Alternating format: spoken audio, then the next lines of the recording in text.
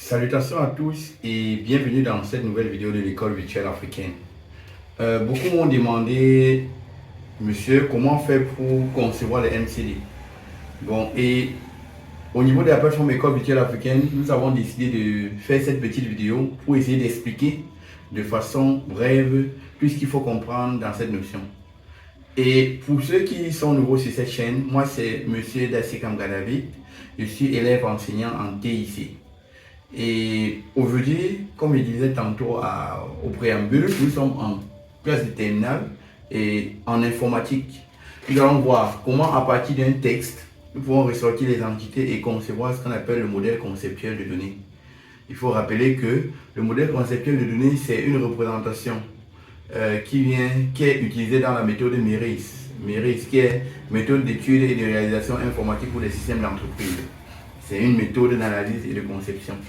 Donc, prenons un peu la situation. On considère les règles de gestion suivantes. Vous savez, les entreprises fonctionnent avec les règles de gestion. Ça veut dire que comment est-ce que les différentes situations sont gérées dans l'entreprise. On dit ceci. Première règle. Un client peut acheter plusieurs produits et un produit est acheté par un seul client. Règle numéro 2.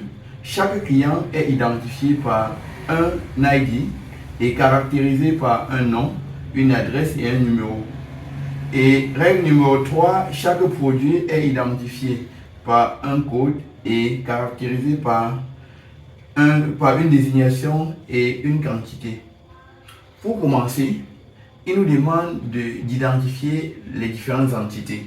C'est très simple. Les entités sont des éléments qui soient abstraits ou réels, qui possèdent un rôle ou un sens dans le système étudié.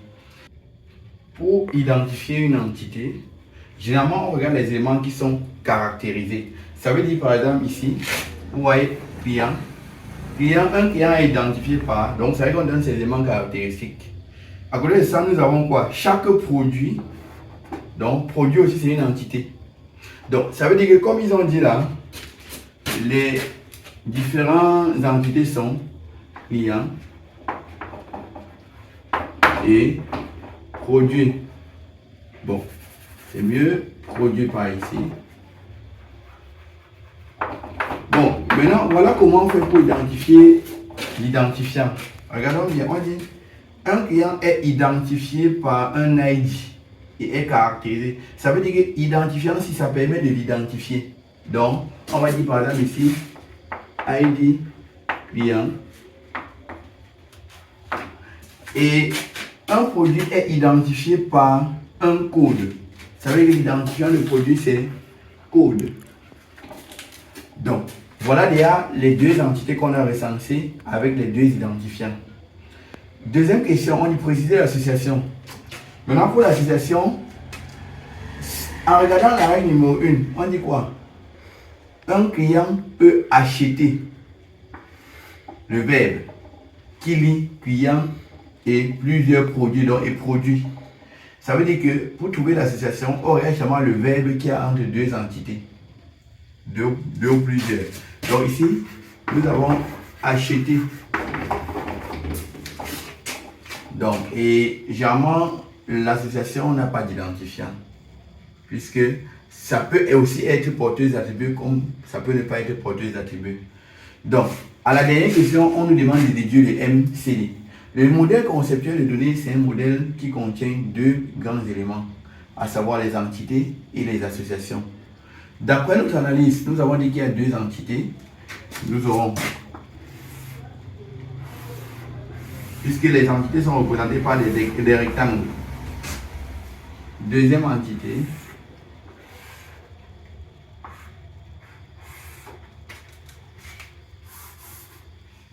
de réduire.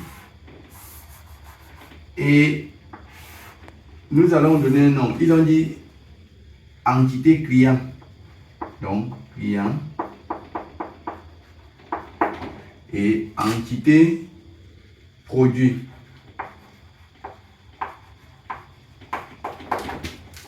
Maintenant, au milieu, nous avons l'association,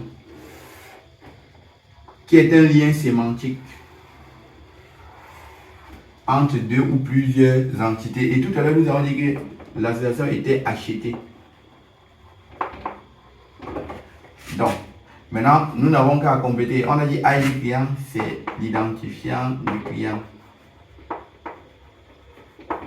Et on souligne l'identifiant. Le produit, le code, c'est son identifiant. On souligne. Et on essaie de lister les autres entités, les autres propriétés, autant pour moi, caractérisées par nom, adresse et numéro.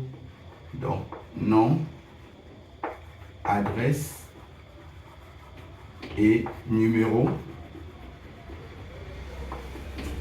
Tandis que produit identifié par un code est caractérisé par une désignation et une quantité. Désignation et quantité. Enfin, pour compléter notre MCD, nous avons les cardinalités. Et regardez comment on voit les cardinalités. On dit un client peut acheter plusieurs produits. Cela voudrait dire qu'au minimum, un client peut acheter un produit, au maximum N. N veut dire plusieurs. Et de l'autre côté, on sait qu'un produit est acheté par un et un seul client. Deux clients ne peuvent pas acheter un même produit au même moment. Donc déjà, je prends par exemple une ardoise. Deux clients peuvent acheter le même ardoise au même moment. Et donc, c'est pour ça qu'on dit quoi? Un produit acheté par un et un seul client. Chers abonnés, nous arrivons ainsi au thème de notre cours sur la conception du MCD. J'espère que la notion abordée vous a plu.